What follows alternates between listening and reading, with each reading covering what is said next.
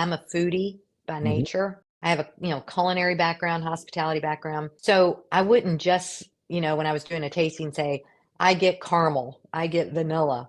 I'd be like, man, that's like the topping of a creme brulee. Hmm. That's like, so in my world, it was my food memory that drove me to do descriptors. And I was able to detect on my palate personally, very, very subtle nuances. Hmm. And so, I think I know that's what attracted Lincoln to wanting to train me. So it took about a year that, I would come to the lab and sit with him and, we would taste good whiskey. We would taste whiskey with faults in it.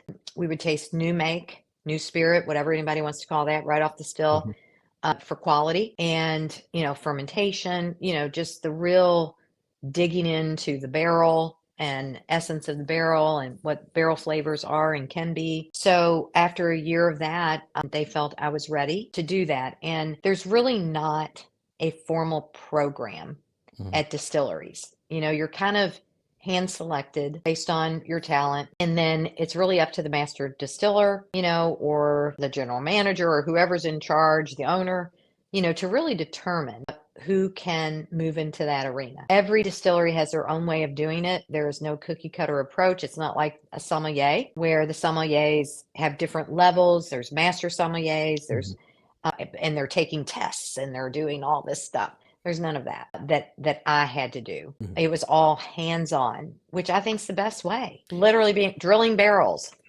pulling samples. There's no better way of learning than on the job, in my opinion.